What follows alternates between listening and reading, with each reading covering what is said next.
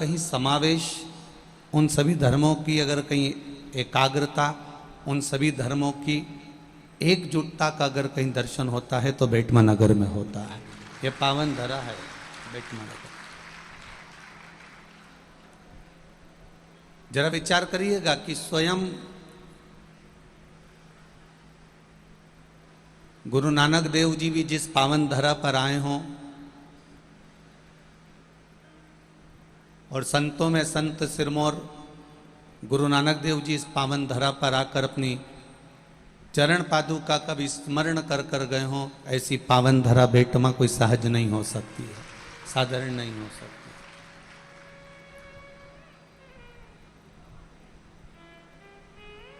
जो बोले सो निहाल ससरिये, ये शिव तत्व है।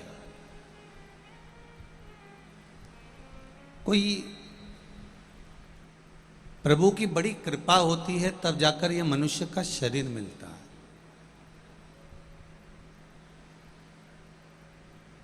84 लाख योनियां काटने के बाद में यह मानव की देह प्राप्त होती है। बहुत बड़ी कृपा समझिए भगवान की हुई तो यह मानव का शरीर मिला। बहुत बड़ी कृपा। ना जाने कितने कितने जन्म, कितनी कितनी योनियां हमने काटने के बाद यहां पहुंचे होंगे। बहुत बड़ी कृपा जब परमात्मा की होती है तब जाकर यह मानव की देह मिलती है। और उस मानव की देह प्राप्त करने के बाद भी ना जाने कोई पूर्व के 71 पीढ़ी के कोई पुण्य हमारे प्रबल हो पाते हैं, तब जाकर शिव महापुराण की कथा में हम पहुंच पाते हैं। होगी दुकान, व्यापार आपका भी है, दुकान आपकी भी है, धंधा पानी, नौकरी, सर्विस, सब कुछ है, सब है। पर अपने परिवार वालों को एक बात जरूर कह देना कि मानव की देह मिल जाना यह प्रभु की कृपा है, मानव की देह प्राप्त कर लेना यह भगवान की कृपा है। पर उस मानव की देह को प्राप्त करने के बाद अगर कहीं शंकर की भक्ति करने का मौका मिल जाए, कहीं शिव महापुराण की कथा श्रवण करने का मौका मिल जाए, कहीं शंकर का अनुमोदन करने का मौका मिल जाए, कहीं शिव तत्व को जानने का मौका मिल जाए, कहीं एक लोटा जल भगवान शंकर को चढ़ाने का मौका मिल जाए, तो समझ लेना उस परमात्मा ने आपको उसके लिए चुनकर रखा है कि ये मेरी भक्ति में रमा रहे, ये मेरी भक्ति में संजोया रहे।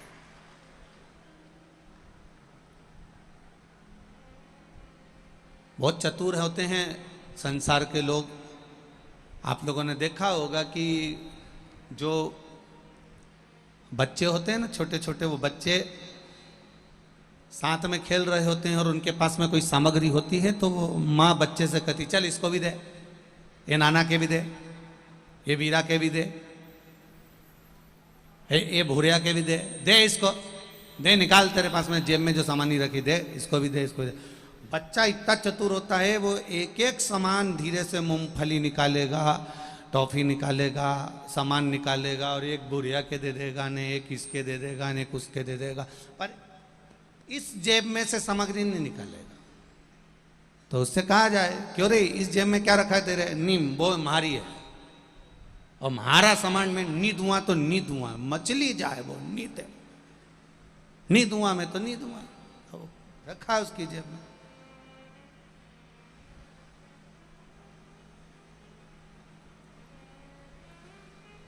पर वही बच्चा एक जेब की सामग्री सबको दे दिया और एक जेब की सामग्री नहीं दे रहा, और इतने में माँ कह दे, इतने में उसके पिताजी कह दें ला इधर आ छोरा, इधर आ, ला हमारे दी दो।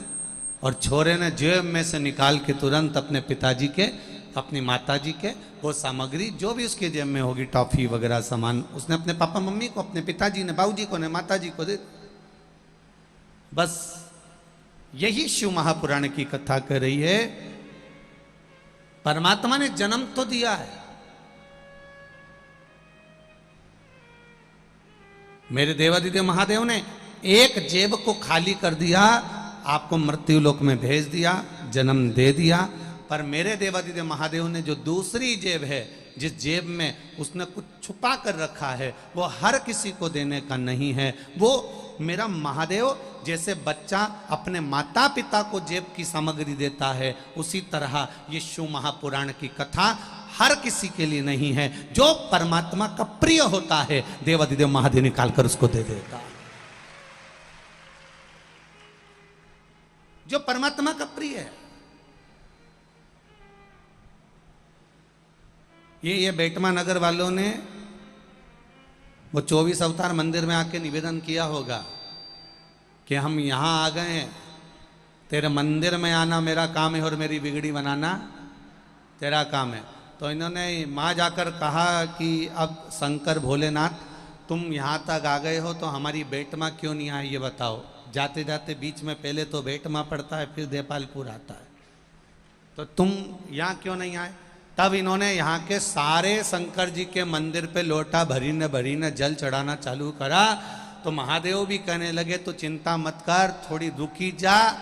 शंकर जी बोले बस थोड़े दिन में मैं खुद पेट में आ जाऊंगा, आप काय को चिंता करे। तो पेट में तो और जल चढ़ाया तुमने, और वो जल की धार विशाल भैया पटेल के पास पहुंच गई। उन्होंने कहा कि भाई अब ये जो भी मिले वो एक ही बात के, गुरु जी के कदे बुलाई दिया हो, गुरु जी को कब बुला रहा हो। अब बस गुरु जी के कदे बुला रहा हो, गुरु जी को कब बुला रहा हो। बोलते बोलते बोलते बोलते बोलते बोलते ये बेटमा नगर का एक आनंद हो गया और ये शिव महापुराण की कथा आज प्रारंभ हो गई। ये शिव तत्व है। मैंने तेरे ही भरोसे ओ बाबा, तेरे ही भरोसे हवा बिच उड़ती जावांगी, बाबा डोर हत्तो छड़ी नामे कटी जावांगी, भोले मैं तेरी शंभु में हवा बिच उड़ती जावांगी, बाबा डोर हत्तो छड़ी नावे कटी जावांगी, भोले मैं तेरी शंभु में तेरी। आप उससे निवेदन करो। 7 दिन की शिव महापुराण की कथा है। प्रतिदिन जितनी देर आप बाबा की कथा में बैठो, जितने क्षण आप परमात्मा की कथा में बैठो, जितनी देर आप भगवान शंकर के अनुमोदन में बैठो, आप जितनी देर भगवान की भक्ति में बैठो, उतनी देर तक तुम्हारा चित्त, तुम्हारा मन, तुम्हारी दृष्टि, तुम्हारे विचार मेरे देवाधिदेव महादेव के चरणों में होना चाहिए। बाकी की जगह कहीं नहीं, एक जगह परमात्मा के चरणों में हो जाए बस। अच्छे संबंध रखोगे तो अच्छी मंजिल तक पहुंचोगे। जैसे शिव महापुराण की कथा कहती है रिश्ते और रास्ते।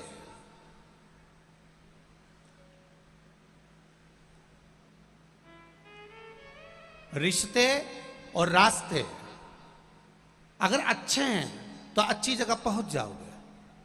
आपके रिश्ते अगर अच्छे हैं, आपके संबंध अगर अच्छे हैं तो आप अच्छी जगह पहुंच सकते हो।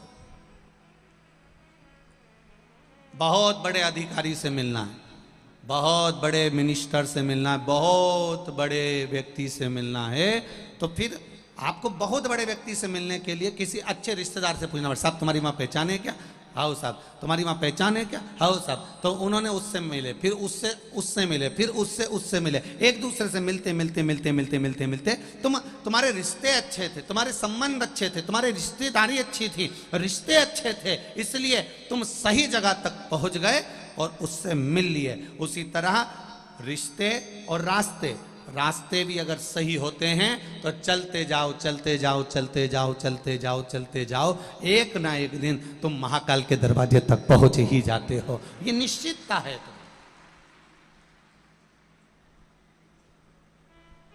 सही संबंध अगर आपके हैं, सही जगह पर आप चल रहे हो तो सही जगह पर पहुंचोगे। इस तपती हुई गर्मी में चिलचिलाती हुई धूप में आप सब इतनी दूर दूर से कथा श्रवण करने के लिए आए हो, चिलचिलाती गर्मी में, तपती हुई धूप में आप यहां पर पहुंचे हो। दोपहर में 1 बजे से 4 बजे तक कथा है बेटमा नगर में, इस मंदिर प्रांगण के अंतर्गत हो रही है। आप 1 बजे कथा है तो आप लगभग 9 बजे, 8 बजे, 7 बजे, 6 बजे यहाँ पहुँचकर 10 बजे पहुँचकर 11 बजे पहुँचकर जगह संभाले हो गए। जरा विचार करिएगा आपकी तप साधना कितनी विचित्र है। आप कितने तपस्वी होंगे, आप कितने साधक होंगे, आप कितने उपासक होंगे, आपकी तप साधना कितनी प्रबल होगी। 3 घंटे की मात्र कथा को श्रवण करने के लिए आप कितना समय तक, 2 घंटा पहले, 2 घंटा बाद, 5, 6 घंटा, 7 घंटा आप भगवान को दे रहे हो इस कली काल में, इस कलियुग में।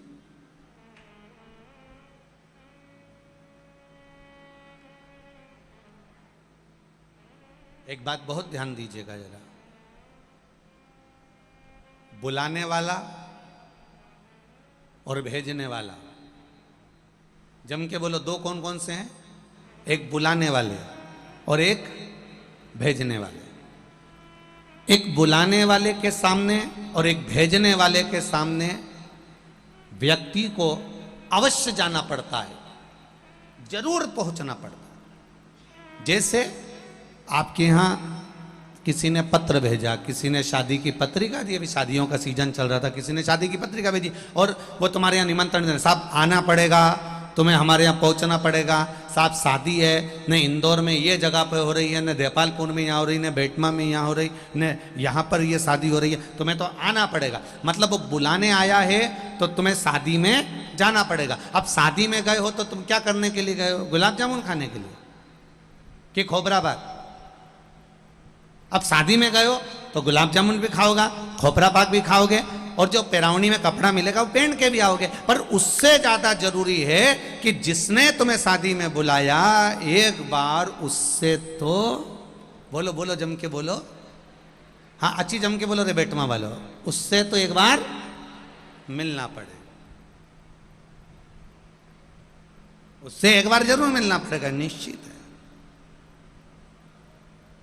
अभी अभी बेटमा वालों को कोई आवाज की गोली दी गई है क्या कि कथा चले नहीं जब तक तुम एक भी मत बोल जो, नहीं तो बेटमा की जीजी होन, ये महाराज जीजा होन के चुप कर दे। इतनी भारी बेटमा, पहले हम कथा करने आए थे जब तो छोटे छोटे थे, जब तो ऐसी बोलती राम जी, तो हमको तो आश्चर्य हो रहा है तुमको चुप देखकर, हमें डिप्रेशन हो जाएगा कि इतनी चुप तुम लोग रहोगे तो हमको चिंता पड़ जाएगी कि तुम चुप क्यों हो।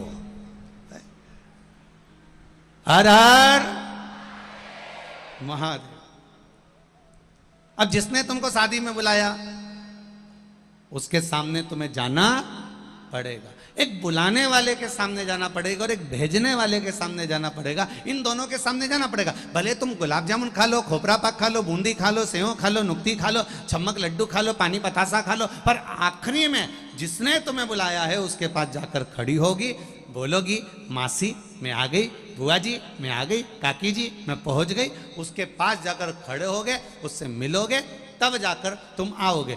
क्यों आओगे? क्योंकि तुम्हें उसके पास इसलिए जाना पड़ेगा क्योंकि उसने बुलाया है, बहुत निमंत्रण दिया है, तो फिर इसने बुलाया है, तो ये ऐसे मुझे वापस शादी में से जाने नहीं देगा। इतने में जिससे तुम मिलने गई ना मासी जी से, उन्हें तुरंत बैग खोल के ने इतना बड़ा डब्बा निकाला, बैग था, सामान भरा था, उन्हें निकाल के, नहीं जी भाई तुम्हें तो ये ले जाना पड़ेगा, नहीं हमें ये नहीं चाहिए, नहीं हम तो शादी में आए थे, नहीं तुम हमारे रिश्तेदार में, तुम्हें ले जाना पड़ेगा।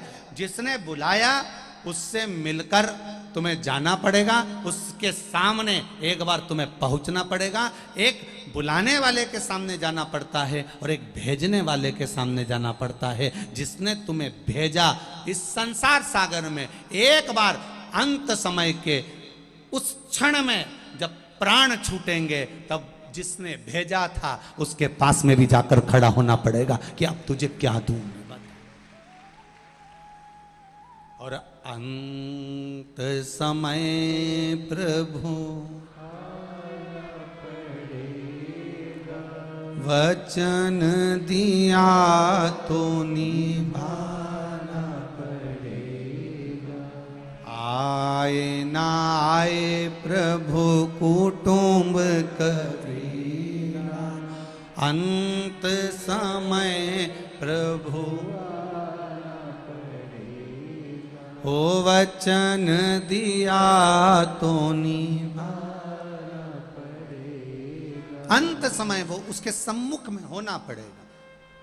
जिसने बुलाया उसके सामने भी जाना है और जिसने भेजा उसके सामने भी जाना है। तो उसके सामने जब हम जाकर खड़े हों तब वो पूछेगा तूने मृत्यु लोक में जाकर क्या करा, तुम शादी में आए तो तुमने क्या करा। वो बुलाने वाला भी पूछेगा साहब भोजन करा कि नहीं करा, सामग्री ली कि नहीं ली। तो उसी तरह वो अंत समय वाला भी पूछेगा कि मृत्यु लोक में गया था तूने क्या करा। 21,600 श्वास प्रतिदिन मानव के शरीर से निकल रही थी। 21,600 श्वास ये मनुष्य के शरीर से प्रतिदिन निकल रही थी। इसका करा क्या तूने, इसको कहां लगाया तू, कहां पहुंचाया तूने इसको।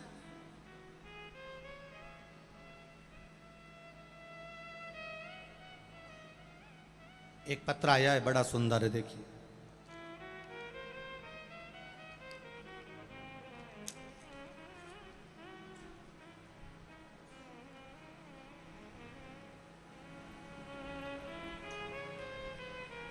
मैं राधा डोडिया निवासी धार मध्य प्रदेश। मेरा मायका बेटमा में है। कहीं बैठी हो राधा जी, आप ही हैं? दोनों हाथ हिला दो एक बार। श्री शिवाय नमस्तुभ्यम। मैं राधा डोडिया निवासी धार मध्य प्रदेश। मेरा मायका बेटमा में है। मेरे पिताजी की तबीयत अचानक वैक्सीन लगने से रात में खराब हो गई, जिससे वो रात में फिर गिर गए, फिर वह बेहोश हो गए और उनके गले में एक गांठ हो गई। गले में एक गांठ हो गई। एक लोटे जल का क्या बखान करूं और पशुपति व्रत का मैं क्या वर्णन करूं गुरुदेव। डॉक्टर को दिखाया तो कहा कि इनको ले जाओ, कुछ ना कुछ इनको तकलीफ है, बड़ी बीमारी के योग हैं।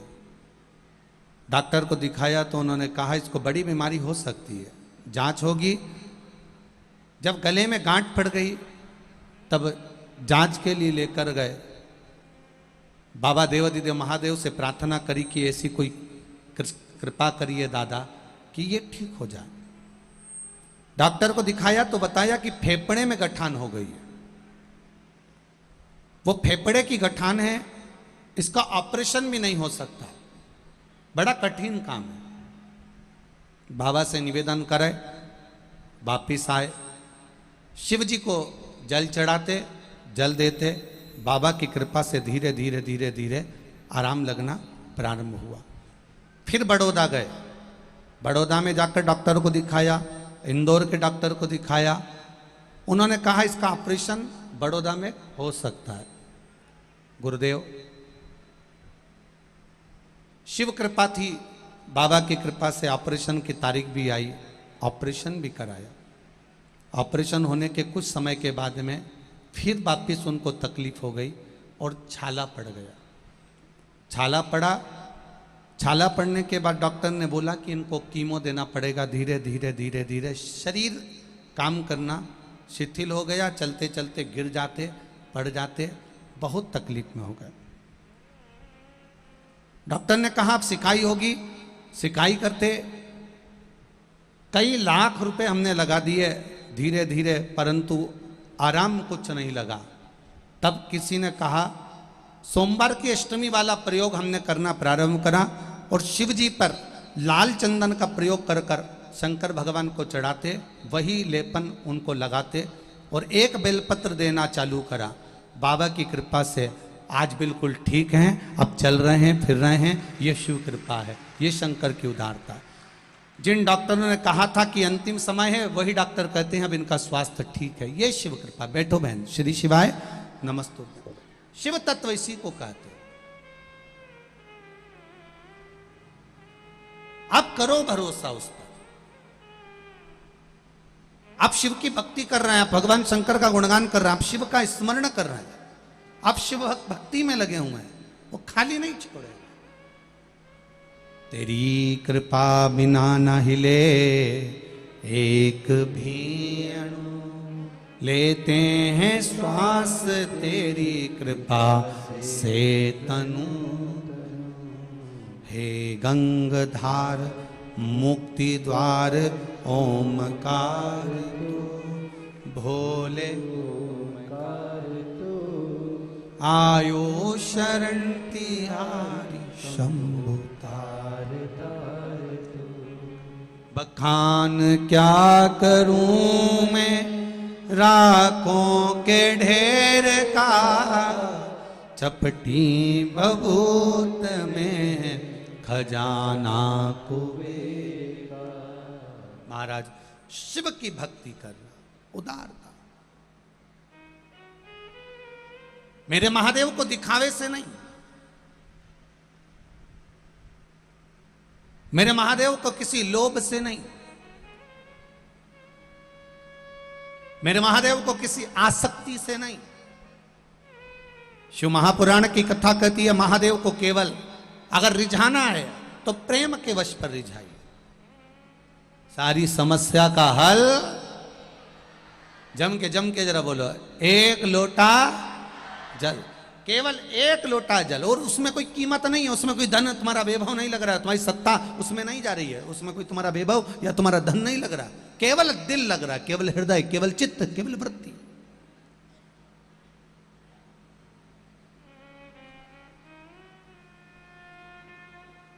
और केवल मन से चढ़ाया हुआ, छल से नहीं, मन से जिसने समर्पित कर।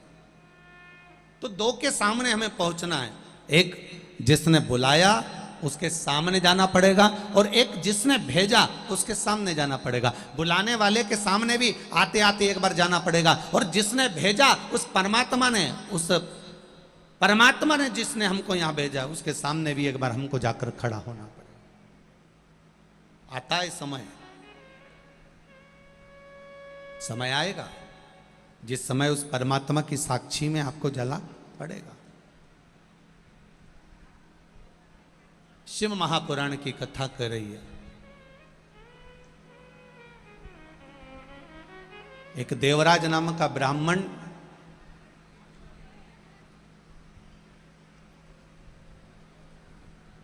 ब्राह्मण कुल में जन्म लिया, ब्राह्मण कुल में पैदा हुआ, ब्राह्मण के घर में जन्म लेने के बाद भी कभी भगवान की भक्ति नहीं कर पाया। हो जाता है कभी कभी। हम परमात्मा की ओर जाना चाहते हैं,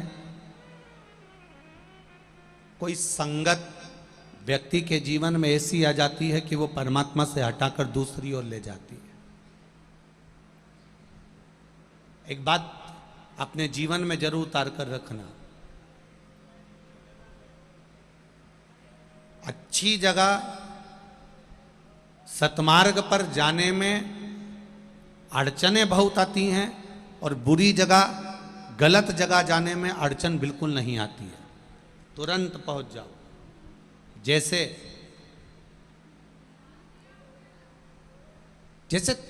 एक व्यक्ति पाप करता है या थोड़ा सा भी पाप कर्म की ओर होता है तो उसको भोगना बहुत पड़ता है।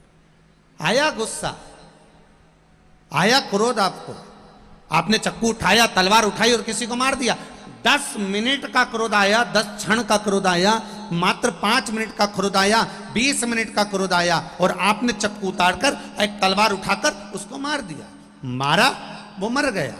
अब क्रोध आया 10 मिनट का, चक्कू मार दिया, तलवार मार दी, डंडा मार दिया, फरसा मार दिया, और वो मर गया। 10 मिनट के क्रोध में तुमने उसको 10 मिनट के अंदर समाप्त कर दिया, या उसको डंडा मारा, या चक्कू मारा, या तलवार मारा।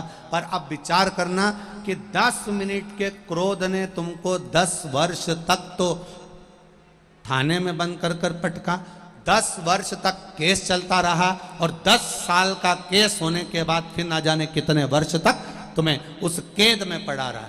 जरा विचार करना, क्रोध था 10 मिनट का, क्रोध मात्र 10 मिनट का था।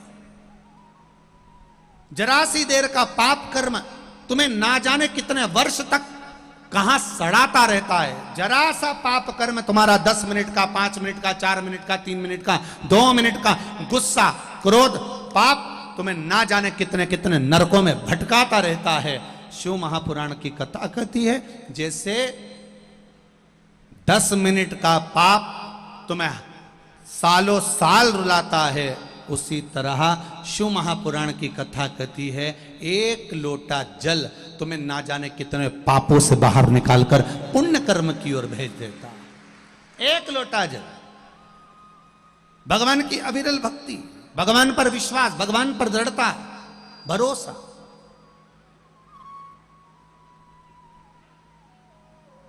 देवराज ब्राह्मण है, ब्राह्मण घर में जन्म लिया है पर अच्छी संगत नहीं पढ़ पाया। मेरी जीजियों से निवेदन है, मेरी माताओं से निवेदन है, मेरे भाइयों से भी निवेदन है और मेरे जीजाओं से भी निवेदन है, बड़ा सावधानी से सुनना इस कथा को बेटमा की। आप किस परिवार में जन्मे हो, किस कुल में जन्मे हो, किस घर में जन्मे हो, वो आपके पूर्वजों की कृपा है आप पर, आपके बड़ों का आशीर्वाद है। पर शिव महापुराण की कथा कहती है कि आप उस कुल में जन्म लेने के बाद क्या कर्म करते हो ये आपके ऊपर आधारित है। मत बुरे कर्म कर बंदे वरना पछताएगा, भगवान की आंखों से तू बच नहीं पाएगा, तू बच नहीं पाएगा। अरे ओ अज्ञानी मत करना दानी। देवराज ब्राह्मण के घर में जन्म लेकर अच्छी संगत नहीं पा पाया, अच्छा संगत नहीं कर पाया, नहीं करा अच्छी संगत, भटक गया, मार्ग बदल गया। क्या करना चाहिए? कई लोग कहते हैं कि ब्राह्मण के घर में जन्म हो तो पूजन करो, पाठ करो, अर्चना करो, परंतु शिव महापुराण की कथा कहती है अगर ब्राह्मण के घर में जन्म मिला है, आप कुछ करें ना करें, पर यदि ब्राह्मण के घर में जन्म मिला है तो एक बात का अनुमोदन जरूर करें कि प्रतिदिन 1 क्षण 2 क्षण जितना समय मिले उतना गायत्री अवश्य करें, गायत्री अवश्य करें अगर ब्राह्मण के घर में जन्म मिला है। पर आज का जमाना बड़ा विचित्र है महाराज जी, ब्राह्मण के घर में जन्म लेने के बाद भी कई लोग यज्ञोपवीत्र से विहीन हो जाते हैं। कई लोग केवल विवाह होता है तो वहां यज्ञोपवीत पहनाया जाता है, दुर्गा जनेऊ करी जाती है, यज्ञोपवीत धारण कराया जाता है, पर दूल्हे से पूछा जाए क्या तुमने अंदर यज्ञोपवीत धारण करके रखा है, तुम ब्राह्मण कुल के हो? बहुत कठिन कर्म, बहुत कठिन। देवराज ब्राह्मण की कथा करी है, ब्राह्मण के कुल में जन्म लेने के बाद गायत्री का स्मरण करें, ब्राह्मण के कुल में जन्म लेने के बाद कहीं ना कहीं भगवान की भक्ति में डूबे रहें। ये भी ना बने तो ब्राह्मण कुल में जन्म लेने के बाद 4 लोगों को भी अगर भगवान शंकर के मंदिर में जाना सिखा दिया तो समझ लेना कि तुम्हारा ब्राह्मण कर्म आज आनंदित हो गया। तुमने ब्राह्मण के घर में जो तुमने जन्म लिया है उस जन्म लेने की सार्थकता उत्पन्न कर ली। अगर किसी 4 लोगों को भी शिवालय तक भेज दिया, भगवान के मंदिर तक भेज दिया, भगवान शंकर की चौखट तक भेज दिया, तो तुम्हारा ब्राह्मण के घर में जन्म लेना सार्थक हो गया। समझाओ, ब्राह्मण का कर्म है ज्ञान देना और ज्ञान लेना। आप दे सकते हो इतना तो। अरे क्यों इधर उधर भटक रहा है, अरे क्यों इधर उधर जा रहा है, सवेरे के टाइम पर जाया कर, 1 लोटा जल चढ़ाया कर भगवान को। अगर शिव मंदिर तक, शिवालय तक भी ना जाए तो सूर्य को अर्घ दे दिया कर, सूर्य को जल चढ़ा दिया कर। इतना भी ना बने तो तुलसी माता को जल चढ़ा दिया कर, चढ़ा। ये भीतर से एक भक्ति का भाव उत्पन्न होता है, भीतर से।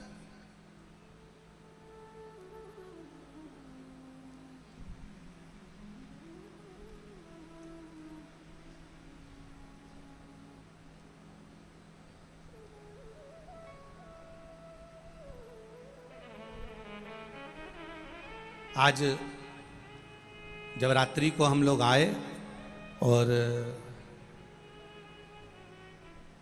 विशाल पटेल जी विधायक जी की दीदी के घर, बहन जी के घर हमारा रुकना हुआ है, यहाँ बेटमा के ही नज़दीक में ही, बेटमा में। तो रात्रि को कोई पूछ रहा था कि गुरुदेव, सनातन धर्म की निशानी कैसे पहचानी जा सकती है? तो हमने उनको एक ही बात कही कि देखो, सनातन धर्म की पहचान एक चीज से हो सकती है कि घर के एक बच्चे को भगवान के नहलाने का जल बर्तन में दे दो और उससे कह दो जा इसको डालिया। भगवान के नहाने का जो जल होगा, भगवान के स्नान का जो जल होगा, जिसको तारबान में लिया है, तांबे के पात्र में लिया है, थाली में लिया है, किसी बच्चे से कहोगे जा इसको डाल दे बाहर।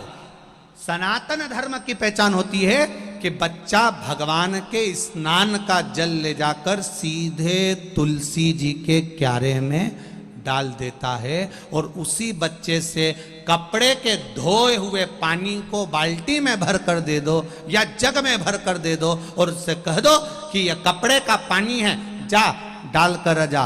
वो बच्चा उस पानी को तुलसी जी में नहीं डालेगा, रोड पर या नाली में या गटर में फेंक कर आएगा। इससे हमारी पहचान है। छोटे से छोटा बच्चा, बहुत छोटा बच्चा भी इतना जानता है कि ये जल तुलसी जी में डालना है। छोटे से छोटा बच्चा जानता है कि ये जल को मुझे पवित्र जगह पर डालना है, क्योंकि भगवान के स्नान का है। और छोटे से छोटा बच्चा जानता है कि ये कपड़े धोने का जल है, इसको मुझे तुलसी के क्यारे में नहीं डालना। बस जैसे छोटा सा बच्चा भी पहचानता है कि इस जल को तुलसी तक देकर आना है, इस जल को हमें कहां ले जाकर डालना है, ये कपड़े धोने का है तो गटर में डालना है कि नाली में डालना है कि बाथरूम में डालना है कि रोड पर पटकना है, ये भगवान के स्नान का है, इसको तुलसी जी में डालना है। उसी तरह संसार में जन्म लेने वाले मनुष्य को भी ये विचार कर लेना चाहिए कि इस मानव के शरीर को, इस चित्त को, इस मन को, इस वृत्ति को कहां ले जाकर डालना है। क्या भगवान के चरणों में डालूं कि इसको शॉपिंग मॉल में डालूं कि इसको कहीं सिनेमा घर में ले जाकर डालूं? इस चित्त को, इस वृत्ति को, इस मन को, इस शरीर को कहां ले जाकर डालूं? कहां पहुंचाना है इस मन को? महाराज, उसने कोई कमी नहीं रखी लुटाने में, वो तो लुटा देता है। अरे लुटा दिया भंडार काशी, कर दिया माला माल काशी,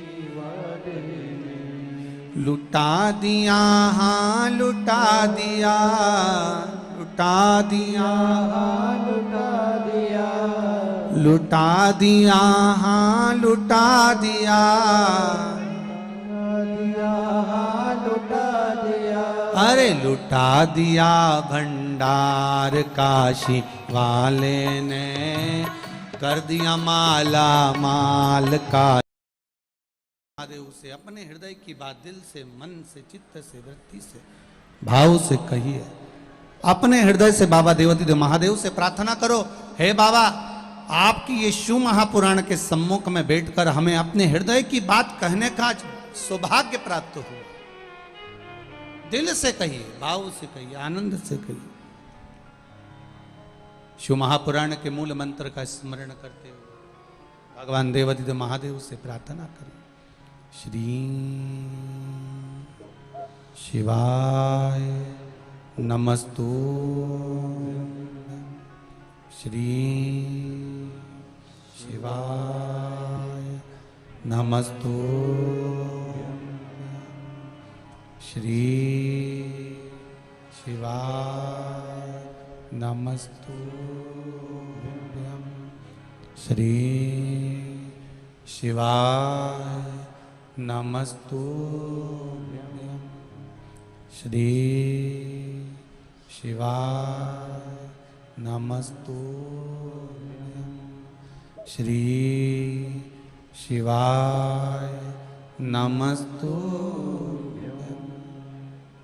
भोला सब दुख काटो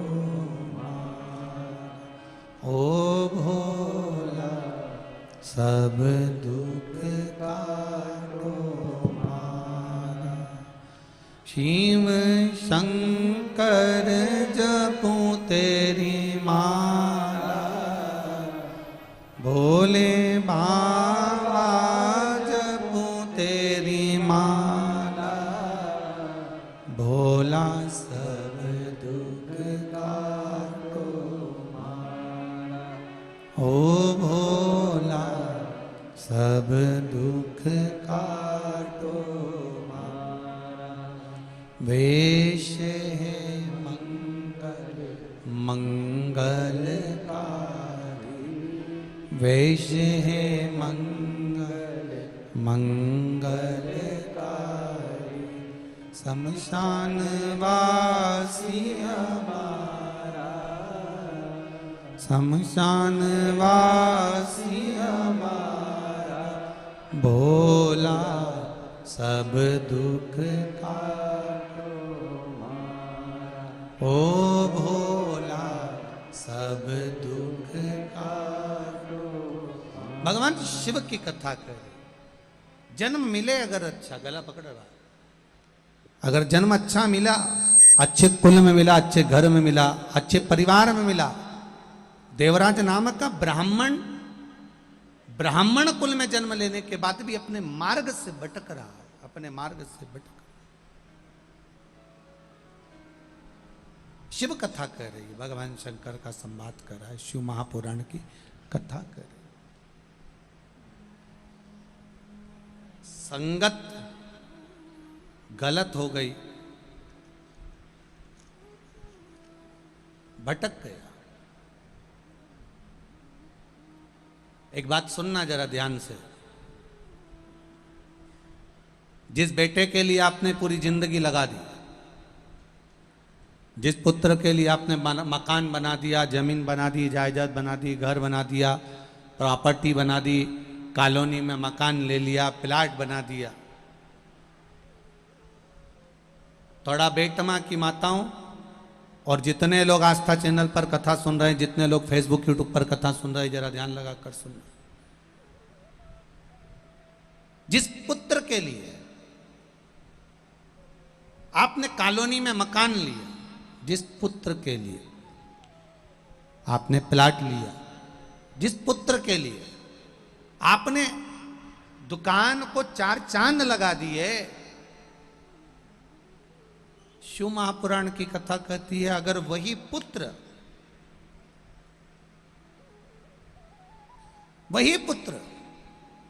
आपके कहने पर ना चले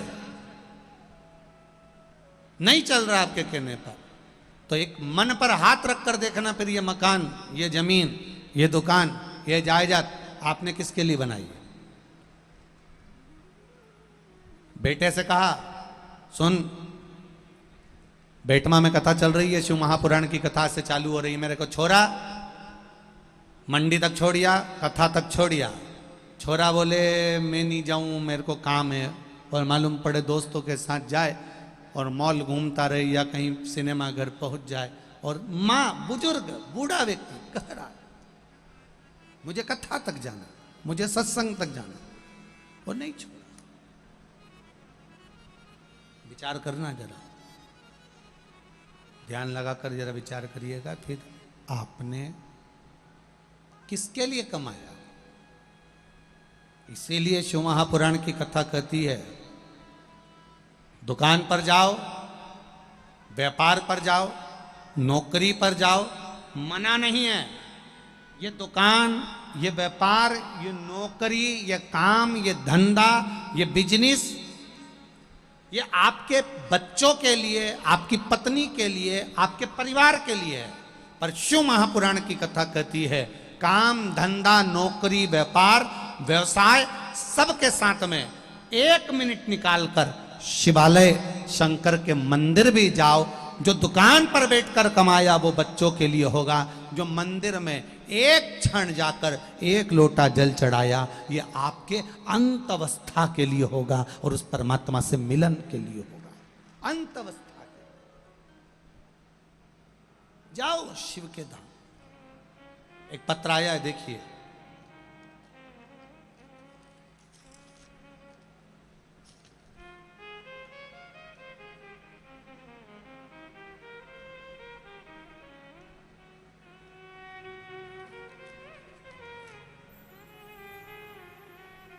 दीपिका ब्रजेश राजपूत, सागौर, धार जिला मध्य प्रदेश से हैं। कहीं बैठी हो तो हाथ हिलाइएगा, जहां कहीं भी बैठी हो तो हाथ हिलाइएगा। दीपिका ब्रजेश राजपूत, सागौर, धार जिला मध्य प्रदेश। कहीं बैठे हो तो दोनों हाथ हिला दो ऐसा। ठीक ठीक, दिख गए दोनों हाथ। ऐसा हिला दो दोनों हाथ। श्री शिवाय नमस्तुभ्यं। मेरा नाम दीपिका ब्रजेश राजपूत है, सागौर जिला धार मध्य प्रदेश से हूँ। मेरा भाई 7 सालों से सरकारी नौकरी की परीक्षाओं की तैयारी कर रहा था। हर बार 1 या 2 नंबर से रह जाता। आप कहते हो गुरुजी 1 लोटा जल सारी समस्या का हल, तो मेरा भाई सावन के महीने से एक नियम ले लिया कि सियोर वाला महाराज कहता है कि 1 लोटा जल चढ़ाने से सब कुछ प्राप्त हो सकता है, तो क्यों ना मैं भी शंकर जी के मंदिर जाऊं। गुरुजी वो कभी शिवालय नहीं जाता, मंदिर नहीं जाता, पर सावन के महीने से उसने नियम ले लिया। 27 अगस्त 2022 का दिन मेरा भाई रोज शिव मंदिर जाता और अब की बार उसने नियम बनाया कि आखिरी बार सरकारी परीक्षा देने के लिए जाऊंगा और शंकर के भरोसे पर, देवाधिदेव महादेव के भरोसे पर जाऊंगा। उसने विद्युत विभाग की एक नौकरी के लिए परीक्षा दी और भगवान के ऊपर छोड़ दिया, क्योंकि इसको मालूम था 7 सालों से परीक्षा दे रहा हूं, पास नहीं हुआ हूं, तो इसको लग रहा था कि अभी भी मुश्किल है कि सरकारी नौकरी मिले। दिसंबर 2022 को 27 अगस्त को भाई ने नौकरी की परीक्षा दी विद्युत विभाग में। दिसंबर 2022 को मेरी मम्मी ने मेरे भाई की नौकरी के लिए पशुपतिनाथ का व्रत करना प्रारंभ कर दिया। मेरा भाई मेरी मम्मी से बोला कि मम्मी व्रत करने से, या मैं तो नहीं मानता कि नौकरी लग सकती हो, क्योंकि हर बार 2 या 3 नंबर से रह जाता था। अभी भी सरकारी नौकरी में परिणाम नहीं आया तो शायद उसमें भी नहीं हो पाएगा। मेरी मम्मी ने पशुपतिनाथ का व्रत करना प्रारंभ करा। शिव जी के मंदिर जाती, 6 दिए रखती, 5 दिया जलाकर आती। बाबा की कृपा देखिए गुरुदेव, मेरे भाई ने शिव मंदिर जाना नहीं छोड़ा। 19 जनवरी 2022 को जैसे ही मम्मी के दिसंबर में पशुपति व्रत पूरे हुए, 19 जनवरी 2023 को दस्तावेज का सत्यापन करने के लिए मेरे भाई के पास में मैसेज आ गया और उनको जयपुर बुलाया गया। बाबा की कृपा ऐसी रही गुरुदेव कि मेरा भाई जैसे तैसे जयपुर पहुंच भी गया और बाबा की कृपा से उसकी नौकरी लग गई, गवर्नमेंट जॉब लग गई। हम यहाँ प्रणाम करने आए। ये शिव तत्व है, ये घड़ी। बैठो भाई, श्री शिवाय नमस्तुभ्यं। बैठ जाइए। हर हर महादेव। तेरी कृपा बिना न हिले एक भी अणु, लेते हैं श्वास तेरी कृपा से तनु। हे गंगाधार मुक्ति द्वार ओमकार तू, भोले ओमकार तू। आयो शरण तिहारी शंभु तारे तारे। बखान क्या करूं मैं राखों के ढेर का, चपटी भभूत में खजाना। एक दिल से कहूंगा, 7 दिन मिले हैं बेटमा वालों आपको। कहीं शिवजी की कृपा ये विशाल पटेल जी पर हुई और बाबा की कृपा से ये 7 दिन आपको शंकर भगवान की करुणा से प्राप्त हुए हैं। 1 बजे से 4 बजे तक का समय निकालकर बाबा की कथा का एक बार दिल से रसास्वादन करो और उससे दिल से कथा में बैठकर बाबा को हृदय से भोला सब दुख। दीनानाथ तू चुप रहे, पहले इनको बोलने दो। आप बोलो एक बार, भोला।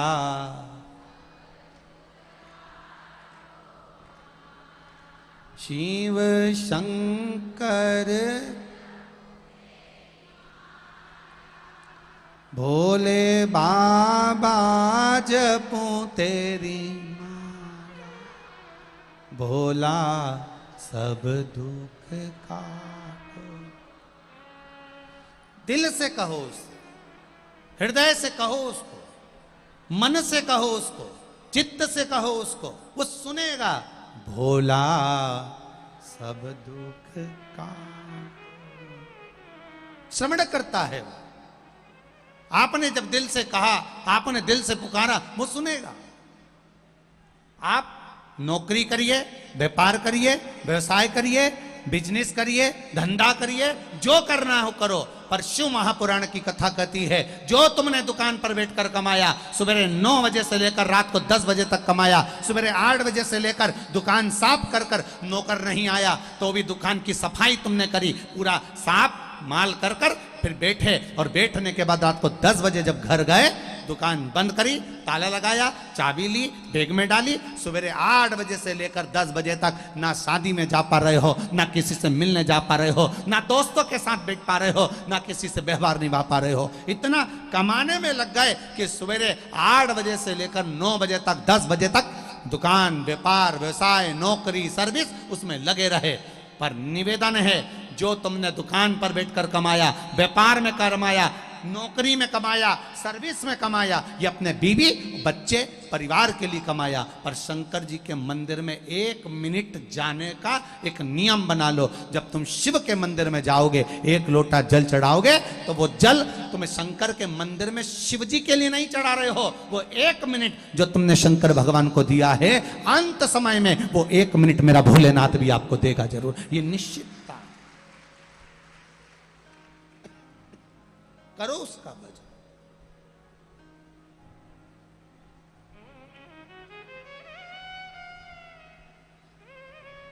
तेरे दरबार की बाबा निराली शान देखी है, तेरे दरबार की बाबा निराली शान देखी है। तुझे देते नहीं देखा, पर झोली भरी देखी, वो देता है। आप लोग इतनी संख्या में आए हो, ईमानदारी से बोलना, कभी पशुपति व्रत करा कि नहीं करा? जिसने करा जरा हाथ तो उठाओ। सबने करा? रख लो रख लो। अभी जिन जिन ने पशुपति व्रत करा और बाबा ने आपकी एक भी बात मानी हो, एक भी बात, तो हाथ उठाकर बताना मानी कि नहीं मानी। उसने दिया ना, रख लो। उसने कृपा करी।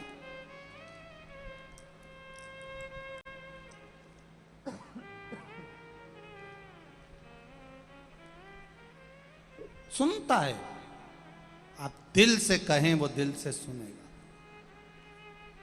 देवराज सत्संग नहीं कर पाया, ब्राह्मण के घर में जन्म लेने वाला वो देवराज भगवान की भक्ति नहीं कर पाया। ब्राह्मण के घर में जन्म लेने वाला वो देवराज भगवान के भजन से दूर हो गया, भगवान की भक्ति से दूर हो गया, भगवान के भजन से दूर हो गया, भगवान के स्मरण से दूर हो गया, भजन सत्संग से दूर हो गया, संकीर्तन से दूर हो गया। केवल व्यर्थ काम करता, केवल व्यर्थ का कार्य। करो भजन। चोरी करने गया और चोरी का धन साथ में, उस चोरी के धन को लेकर शिव मंदिर में प्रवेश कर गया। अब शिव महापुराण कितनी बड़ी बात कर रही है कि किसी की लगी हुई पूजा की थाली भी रखी हुई है ना, जरा समझना बेटमा की जीजिए, किसी की रखी हुई पूजा की थाली भी रखी है ना, और तुम्हारी थाली में अगर कोई सामान नहीं है, तुम्हारी थाली में अगर कोई चीज नहीं है तो कोई बात नहीं, बाजू वाली की थाली में से सामग्री उठाकर लेकर हमें भगवान शंकर को नहीं चढ़ाना। समझना जरा इस बात को, हमको वो सामग्री बाजू वाली की थाली में से लेकर नहीं चढ़ाना है, हमें बाजू वाली की थाली में से लेकर उसको समर्पित नहीं करना। हमें भगवत भजन में, हमें भगवान की भक्ति में, अभी अविरल भक्ति में जो हमारे पास में है, जो हमारे पास में विराजमान, जो हमारे पास में है, हमें बस वही जो हमारे नजदीक में हो, जो हमारी थाली में रखा हो, जो हमारे पास में हो, जो हमारे थाली में रखा हुआ है, वो हमें देवाधिदेव महादेव को समर्पित करना है, जो हमारे पास में हो। शंभु शरणे मांगू घड़ी रे दुख का दया करी दर्शन। शिव महापुराण की कथा कर रही है, पास वाली थाली में कोई वस्तु रखी, आप पीपल के वृक्ष की पूजन करने गए हो, आप तुलसी के पौधे की पूजन करने के लिए गए हो, आप बट वृक्ष की पूजन करने के लिए गए हो, आप आंवले की पूजन करने के लिए गए हो, या आप कोई भी पूजन करने के लिए गए हो, बाजू वाले की थाली में बहुत सारी सामग्री और आपकी थाली में कम है। शिव महापुराण की कथा कहती है, आपकी थाली में जो रखा हुआ है, आपके पास में जो रखा हुआ है, आप उसको दिल से बाबा को समर्पित करो, आप उसको दिल से भगवान को समर्पित करो, आप उसको दिल से परमात्मा को दीजिए, दिल से भगवान को दीजिए। ये नहीं कि हमने पड़ोसी की थाली में से उठाकर फिर उसको चढ़ाना चालू कर दिया, ना ना ना ना। शिव महापुराण की कथा यहां तक कहती है कि बेलपत्री भी दूसरे की थाली में रखी है, बेलपत्री भी अगर दूसरे की थाली में रखी हुई है, शिव महापुराण की कथा यहां कर रही है, बेलपत्री दूसरे की थाली में रखी हुई है, दूसरे की थाली, और आपकी थाली में नहीं है, तो आप उसकी थाली में से ना लेकर महादेव पर अगर कोई बेलपत्री चढ़ी हुई है, उस बेलपत्री को महादेव से मांग कर लीजिए, धोइए और वापिस महादेव को चढ़ा दीजिए। वो बेलपत्र शंकर जी को शिव से लेकर चढ़ा दो, पर दूसरे की थाली में से उठाकर नहीं, दूसरे की थाली में से उठाकर नहीं, आप शिव जी से ले लीजिए, देवाधिदेव महादेव से ले लीजिए और महादेव से लेकर महादेव को चढ़ा दीजिए। आप देवाधिदेव महादेव से। अब एक बात और अच्छे से उतार लीजिए अपने जीवन में, बहुत बेटमा की कथा को आप लोगों को अपने जीवन में बहुत चीजें उतारना है, जिससे हमारे को, कई लोग कहते हैं हम शिव जी के मंदिर जाते हैं, हम शिवालय जाते हैं, हम शंकर जी की चौखट पर जाते हैं, हम जल चढ़ाने जाते हैं, हम, कई लोग कहते हैं कि हम भी भगवान के मंदिर गए, हो सकता है इनका कार्य हुआ हमारा नहीं हुआ। उसका कारण क्या है? आपने भी पशुपति व्रत करे, पड़ोसन ने भी पशुपति व्रत करे, उसका कार्य हुआ और आपका नहीं हुआ, उसका कारण क्या है? मतलब कहीं ना कहीं हमारा विश्वास शिव जी के प्रति जागृत नहीं हो पाया, अटल नहीं हो पाया, दृढ़ नहीं हो पाया। और वो विश्वास अगर दृढ़ नहीं हो पाया तो भगवान मिले कैसे? आप आए नहीं और सुबह हो गई, मेरी पूजा की थाली धरी की। अब क्यों नहीं आए? मतलब विश्वास पक्का नहीं हो पाया। शिव महापुराण की कथा कर रही है, मंदिर जा रहे हो, देवालय जा रहे हो, तीर्थ जा रहे हो, तुम्हारी जेब में अगर अठन्नी भी नहीं है, 1 रुपया भी नहीं है, पड़ोसन से मांग कर 1 रुपया मत चढ़ाना। शिव महापुराण की कथा बड़ी विचित्र कथा है। मंदिर में दर्शन करने गए हो, तुम्हारी जेब में 10 रुपए नहीं है, 5 रुपए नहीं है, किसी से मांग कर ₹10 या ₹5 मंदिर में मत चढ़ाना। हम तो आपसे यहां भी कहेंगे, शिव महापुराण की कथा में भी आओ, तुम्हारे पास चढ़ाने के लिए नहीं है, तुम अपनी पड़ोसन से मांगकर बिल्कुल मत चढ़ाओ, बिल्कुल मत चढ़ाओ। क्यों? भगवान के सामने खड़े होकर, मेरे महादेव के सामने खड़े होकर, शिव के मंदिर में खड़े होकर भी हम अगर अपने पड़ोसी से, अपने पड़ोसन से कुछ मांग कर अगर भगवान को चढ़ाएंगे तो भगवान को कितना बुरा लगेगा कि जगत का पिता यहां बैठा है और तू संसार वालों से मांग कर चढ़ा रहा है। जगत का पिता यहां बैठा और तू संसार वालों से मांग रहा। अगर तुझे मांगना ही है तो शिव महापुराण की कथा कहती है, देव अधिदेव महादेव के मंदिर में किसी से मांग कर नहीं चढ़ाना। देवाधिदेव महादेव के मंदिर में अगर आप पूजन करने के लिए गए हो, भगवान शिव के मंदिर में अगर पूजन करने गए हो, तुम्हारी थाली में अगर कोई सामग्री कम भी है चलेगी, पर पड़ोसन की थाली में से उठाकर मत चढ़ाना।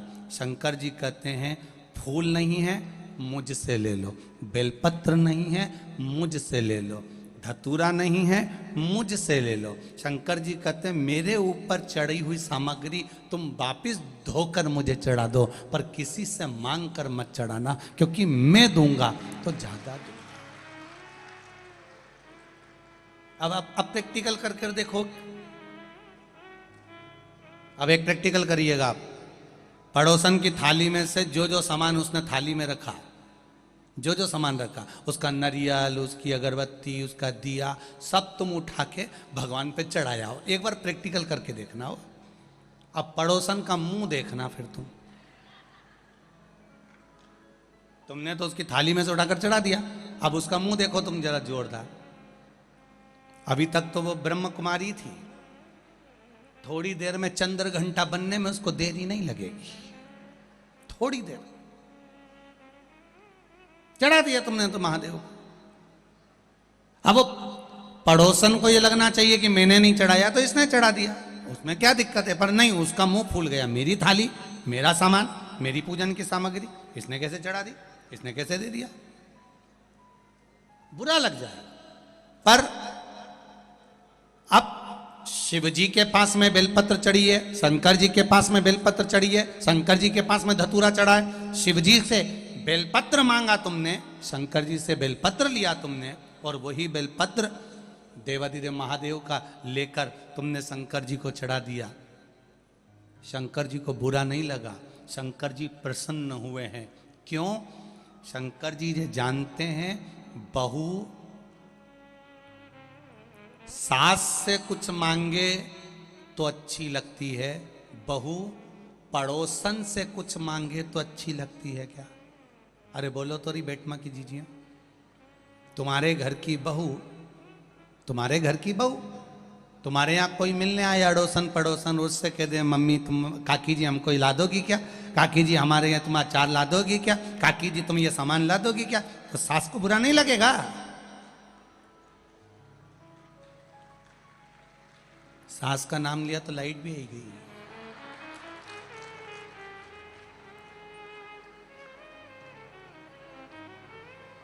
जरा विचार करिए आप, थोड़ा स्मरण करिएगा।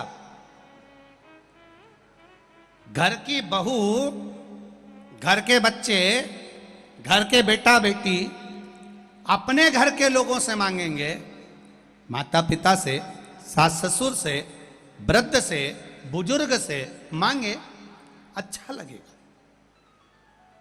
पर वही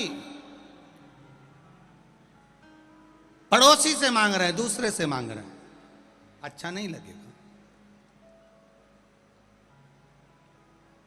अगर दूसरे से मांग रहे हैं तो श्रेष्ठ नहीं लगेगा। मेरा महादेव भी ऐसा ही है, मेरा देव अधिदेव महादेव भी यही कह रहा है, मांगना है मुझसे मांगो, मुझसे। दूसरे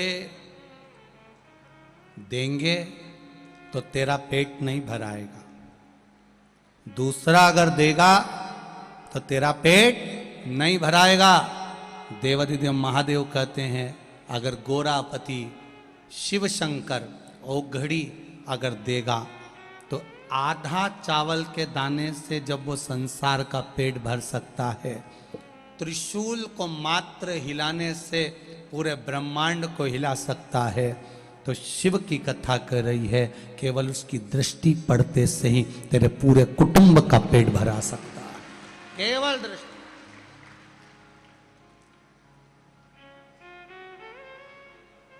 भोलेनाथ दया करना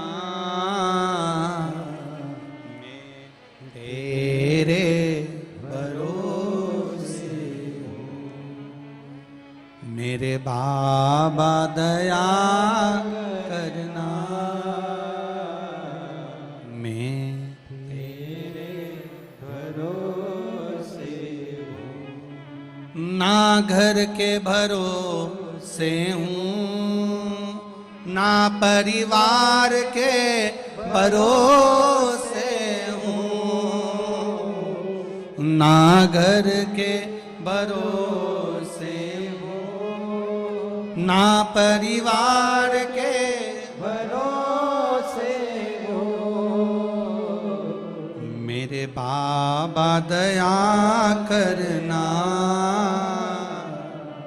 मैं तेरे भरोसे हूँ, मेरे बाबा दया करना मैं तेरे भरोसे हूँ। ये किसी के भरोसे ना हो, मांगो तो शिव से मांगो, मांगो तो देवाधिदेव महादेव से मांगो, संसार से नहीं मांगना। मांगो मेरे देवाधिदेव महादेव से, मांगो मेरे भोलेनाथ जी से। देवराज मित्रों के साथ रहता, और मित्र भी कैसे जो देवराज को भटका दिए, ब्राह्मण के घर में जन्म लेने वाले को ब्राह्मण तत्व से वंचित कर दिया।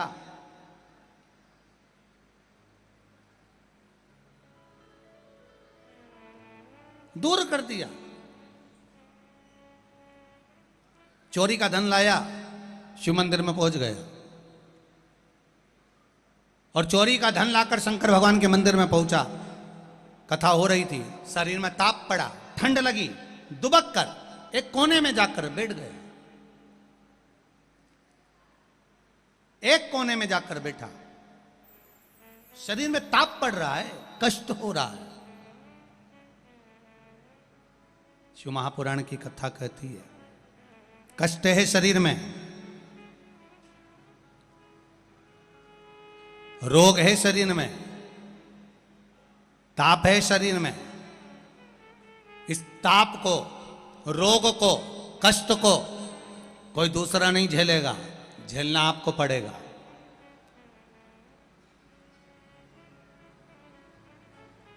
झेलना आपको पड़ेगा।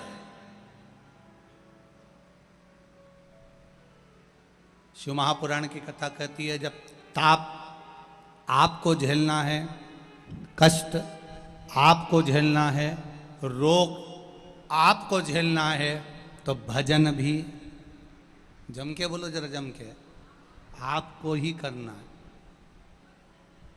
कोई दूसरा तुम्हारे हिस्से का भजन नहीं करेगा, कोई दूसरा नहीं करेगा, आपको ही करना है।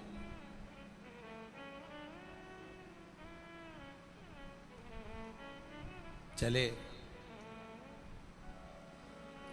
ब्राह्मण शिव महापुराण की कथा मंदिर के अंदर बैठकर कर रहे थे। चिल्ला पड़े हर हर महादेव। जैसे ही बोले हर हर महादेव, देवराज को क्रोध आ गया। देवराज को लगा मेरे तो शरीर में ताप पड़ रहा है, बुखार आ रहा है, शरीर में कष्ट हो रहा है और रोग हो रहा है, बीमारी हो रही है, और ये पंडित जी को पड़ा हर हर महादेव बोलने का। थोड़ी देर पंडित जी ने कथा सुनाई, फिर बोल दिए हर हर महादेव, फिर बोले, फिर लगाए। बड़ा विचित्र ब्राह्मण है। थोड़ी थोड़ी देर में चिल्ला रहा है हर हर महादेव, हर हर महादेव, हर हर महादेव। आ गया गुस्सा, चोरी का सामान उठाया, चल दिया वापस। सीधे चोरी के सामान को उठाकर जो मंदिर से बाहर निकला, उसको नहीं मालूम था कि यह बेलपत्री का वृक्ष है। उस वृक्ष के नीचे बैठ गए। बेलपत्र के वृक्ष के नीचे बैठा। स्मरण उसकी चित्त वृत्ति में नहीं आ रहा है कि ये मैं कहां बैठा हूं। उसके तो शरीर में ताप पड़ा हुआ है, चोरी के धन को छुपाया हुआ है, और लेकर बेलपत्री के वृक्ष के नीचे जाकर बैठ गया। अब बेलपत्री का वृक्ष कोई साधारण सा अगर वृक्ष हो तो चल जाए, मेरे शिव जी की प्रियता है बेलपत्र। शंकर भगवान की प्रियता बेलपत्र। पहले भी कथा में कहा, आज फिर कहते हैं, जिस व्यक्ति के जीवन में धन, संपदा, वैभव, सत्ता, लक्ष्मी की थोड़ी भी कमी दिखती हो, उसको बेलपत्री के वृक्ष का पूजन चालू कर देना चाहिए।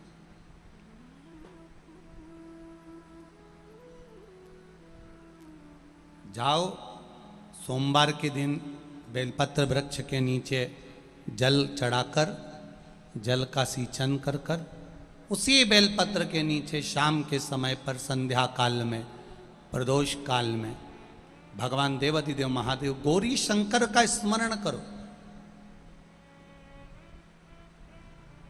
बेलपत्र की जड़ की ओर, बेलपत्र की तना की ओर, बेलपत्र के वृक्ष की ओर तुम्हारा मुख हो।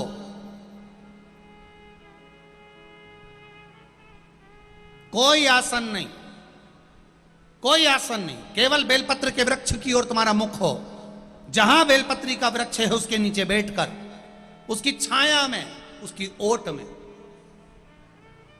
पंचाक्षर मंत्र नमः शिवाय, या फिर षडाक्षर मंत्र ओम नमः शिवाय, या फिर श्री शिवाय नमस्तुभ्यम का स्मरण कर कर अपने हृदय की बात गौरी शंकर से, महादेव से कहे।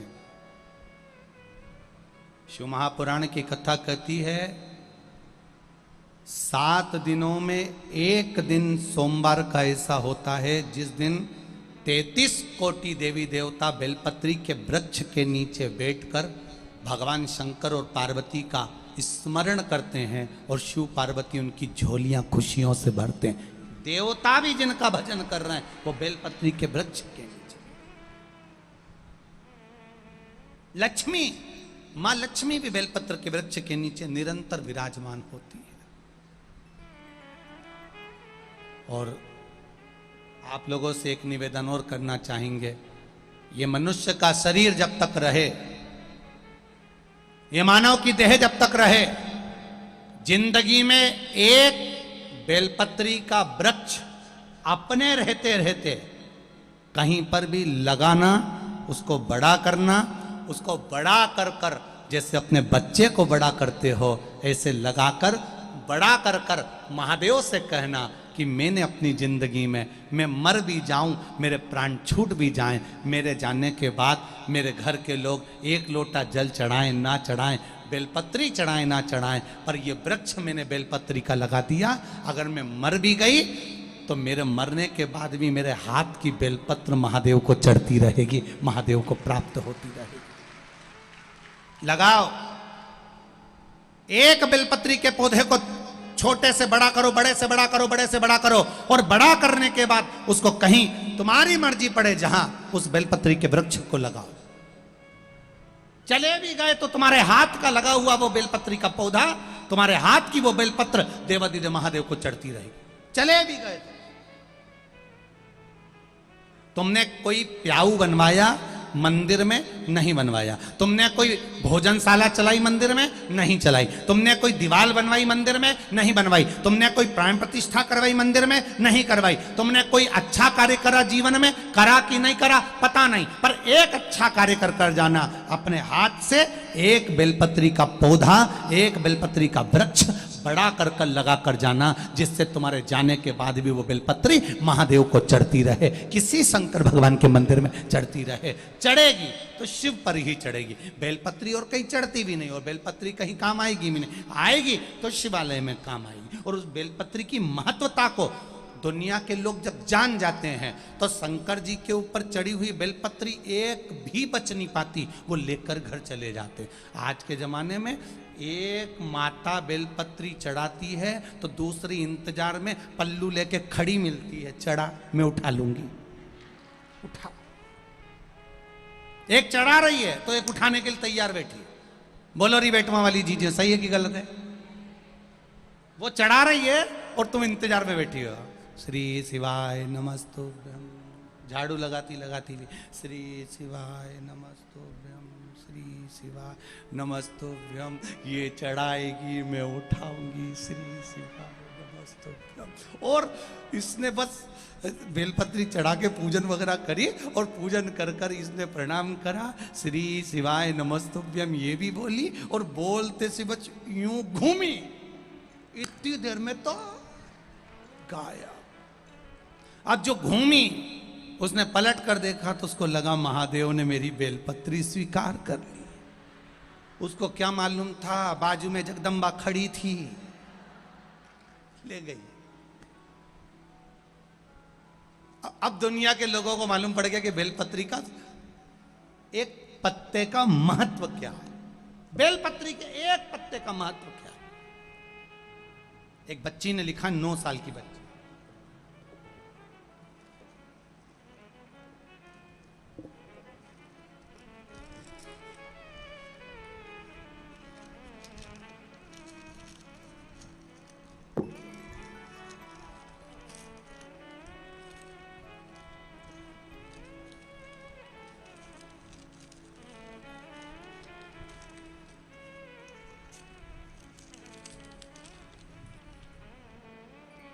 मेरा नाम नित्या यादव, मेरी उम्र 9 साल है, मैं बेटमा की रहने वाली हूं। नित्या यादव, कहीं बैठी हो बेटी तो हाथ हिलाइएगा। उसने अपना फोटो भी लगाया, नित्या यादव। मैं बेटमा की रहने वाली हूं। नित्या यादव, मेरी उम्र 9 साल है, मैं बेटमा की रहने वाली हूँ। गुरुजी, मेरे भाई कौशल यादव को इन्फेक्शन हो गया था, डॉक्टर को दिखाया, उन्होंने भी कहा इसका ठीक होना बड़ा कठिन है, तकलीफ बढ़ती गई। गुरुदेव, पापा डॉक्टर को दिखाते थे, तब मैं लोटा भर जल चढ़ाकर शिव जी को आती और वो जल लेकर आती और एक बेलपत्री उठा लाती। मेरा भाई इतना बीमार था, उसको इन्फेक्शन ज़्यादा हो गया था, डॉक्टर कह रहे थे ये जल्दी ठीक नहीं होगा। हमने वो बेलपत्र गुरुजी हमारे भाई को दी और 2 दिन के अंदर मेरे भाई का इन्फेक्शन मिटना प्रारंभ हो गया और मेरा भाई ठीक होने लगा। बेटी ने अपना फोटो भी लगाया। ये शिव तत्व है, ये औघड़ी है।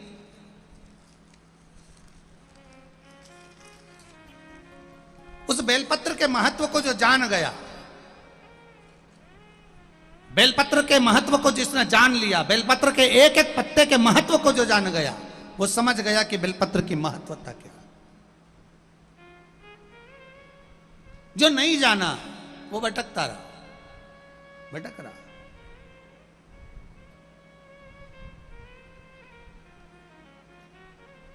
बेलपत्री के वृक्ष के नीचे देवराज बैठा है, उसको स्मरण नहीं है कि बेलपत्री का वृक्ष है।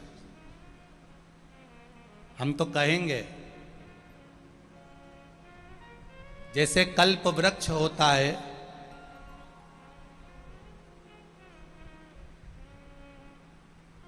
वो वृक्ष जिसके नीचे बैठकर कामना करने से कुछ ना कुछ प्राप्त हो जाता है। हम कहने में पीछे नहीं हटेंगे, कलयुग में अगर कोई कल्प वृक्ष है कि जिसके नीचे बैठने से हमारी कामना पूरी होती है, तो हम कहेंगे शिव महापुराण में बताया गया वो कल्प वृक्ष बेलपत्री का वृक्ष ही है, जिसके नीचे बैठकर कामना पूरी होती है। और उसका प्रमाण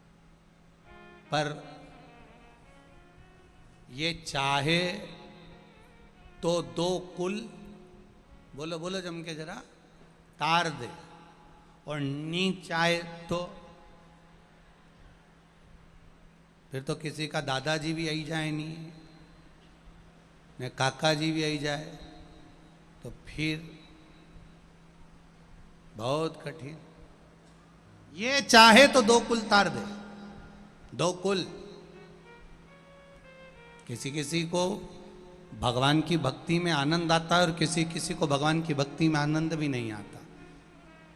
एक बात आप लोगों से कहेंगे, जीजियों शादियों का सीजन चल रहा है, शादी ब्याह हो रहे हैं, सबके छोरा छोरी की शादी हो रही है, आपके भी छोरा की शादी हो, भगवान से ये निवेदन है। पर भगवान से इतनी प्रार्थना जरूर करना, छोरे की शादी के लिए तुम अगर पशुपति व्रत करो तो भगवान से एक प्रार्थना जरूर करना, भोलानाथ मेरे बेटे की शादी हो, मना नहीं, पशुपति व्रत करे मैंने, तुझे जल चढ़ाया मैंने, मेरे छोरे की शादी हो, घर में बहू आए, पर एक निवेदन है, बहू ऐसी भेजना कि वो भी तेरा पशुपति व्रत करे, तेरे ऊपर एक लोटा जल चढ़ाए, ऐसी भेजना।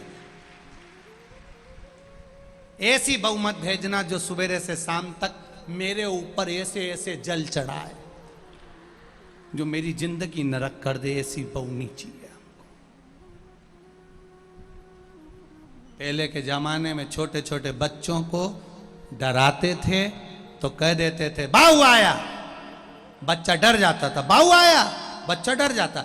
आज के जमाने में बेचारी बूढ़ी बूढ़ी माताओं को डराना हो तो कह दो बहू आई, बेचारी डर, जैसे ही कहा बहू आई नहीं, हलवा खाती खाती रह जाए।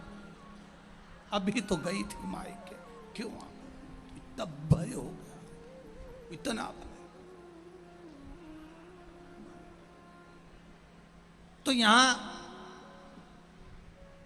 देवराज से भगवान देवादिदेव महादेव कह रहे हैं, भगवान शिव कह रहे हैं, भगवान शंकर कह रहे हैं, ओ घड़ी कह रहे हैं, मेरे दयालु दातार कह रहे हैं कि तुम्हारी माता एक लोटा जल शिवालय पर चढ़ाती थी, उसका फल ये मिला है कि उसके फल के अनुसार तुम्हारे यहां ये आनंद की अनुभूति हुई, ये आनंद की अनुभूति आज तुम्हें शिवलोक मिल रहा। देवराज ने फिर शिवलोक जाते जाते दूसरा प्रश्न किया। क्या प्रश्न करा देवराज ने? देवराज ने कहा महाराज जी आपने कहा कि मेरी माता ने जल चढ़ाया तो मुझे शिवलोक मिल रहा है, पर एक बात पूछना चाहता हूं, मेरी माता शिव के मंदिर में शिवालय में जल चढ़ाने किसके भाग्य से जाती थी? किसके भाग्य से? एक बात जिंदगी में उतारिएगा मेरी बहनों, इस बात की खुशी होना चाहिए कि तुम्हारी सास शंकर के मंदिर जाती है, बहू को इस बात की खुशी होना चाहिए कि तुम्हारी सास सत्संग में जाती है, बहू को इस बात की खुशी होना चाहिए कि तुम्हारी सास, तुम्हारे ससुर, घर का कोई व्यक्ति भगवान के मंदिर में, भगवान के भजन में, भगवान के कीर्तन में लगा हुआ। ये एक प्रसन्नता है, ये खुशी है।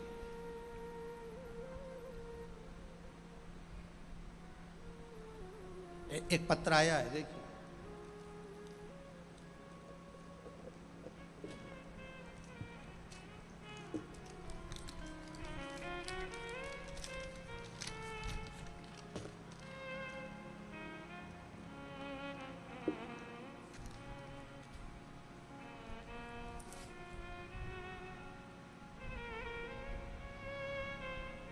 पूजा शुक्ला, पिता ललता प्रसाद शुक्ला, निवासी बेटमा, मंत्री नगर, गुरुदेव, शिव कृपा और करुणा। कहीं बैठी हो शुक्ला तो हाथ जरूर हिलाइएगा। पूजा शुक्ला, पिता ललता प्रसाद जी शुक्ला, निवासी बेटमा, मंत्री नगर, गुरु।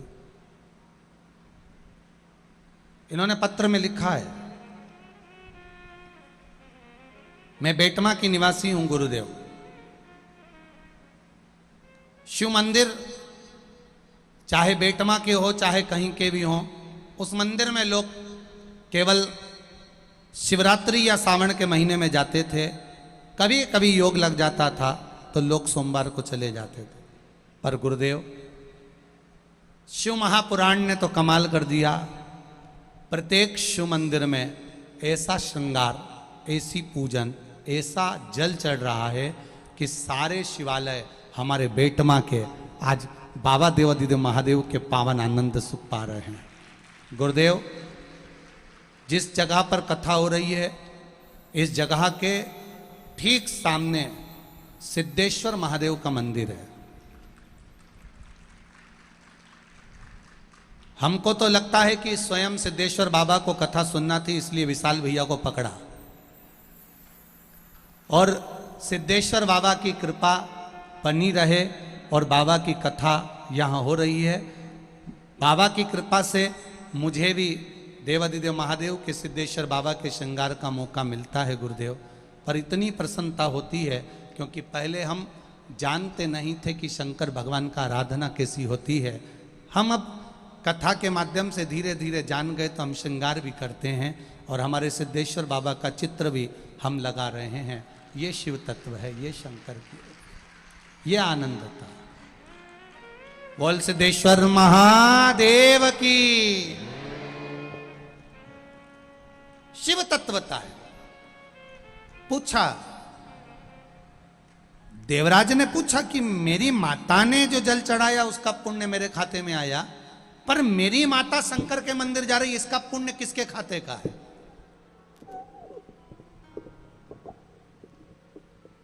ये किसके खाते का है? मेरी माता अगर शिव मंदिर जा रही है, मेरी माता शंकर के मंदिर पहुंच रही है, मेरी माता अगर शिव मंदिर में जाकर आराधना कर रही है, मेरी माता शंकर जी के मंदिर में झाड़ू लगा रही, पोछा लगा रही, श्रृंगार कर रही है, मेरी माता शिव मंदिर में जल भर कर रख रही है, मेरी माता शंकर जी के मंदिर में दिया लगा रही है, मेरी माता ने शिव मंदिर की चौखट पर कोई रंगोली डाल दी, कोई गुलाल पिटका, तो ये किसके पुण्य से, इसका पुण्य किसका माना जाएगा? तो शिव महापुराण की कथा में देवादिदेव महादेव ने कहा। और ये प्रसंग इतने सालों से जो कथा चल रही है उसमें ये प्रसंग नहीं आया। उसमें यहाँ तक तो प्रसंग आया कि देवराज की माता के पुण्य से देवराज को कैलाश धाम मिला, पर देवराज का ये प्रसंग कि उसकी माता को कौन सा पुण्य मिला था कि वो शंकर जी के मंदिर में जल चढ़ाने जाती थी, वो पुण्य किसका था?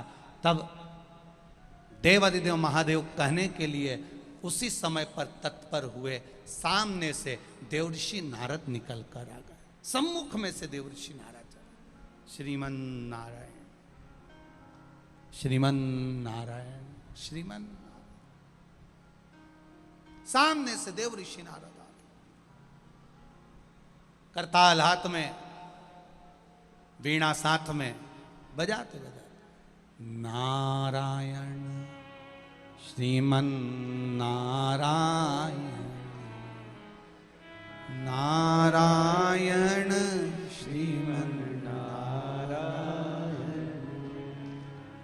नारायण, श्रीमन नारायण, नारायण श्रीमन लक्ष्मी नारायण, बद्री नारायण, नारायण श्रीमन नारायण, लक्ष्मी नारायण, बद्री नारायण, नारायण श्रीमन नारायण, श्रीमन नारायण, नारायण श्रीमन नारायण। सामने से देवर्षि नारद चले आ रहे, अपनी मस्ती में, अपने आनंद में भगवान का भजन करते करते।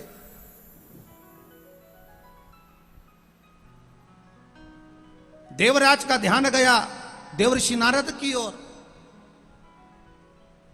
नंदी पर देवराज है भगवान शंकर, नंदी का सींग पकड़ कर चले जा रहे हैं पैदल। बहुत ध्यान दीजिएगा, यम के दूत बंदी बनाने आते हैं, यमराज के दूत आते हैं, यमदूत बंदी बनाने आते हैं, वो तुम्हें पैदल चला कर लेकर जाते हैं नरक तक। अगर तुमने कुछ पुण्य करा तो बैकुंठ से पार्षद आते हैं, वो तुमको लेकर जाते हैं सिंहासन पर।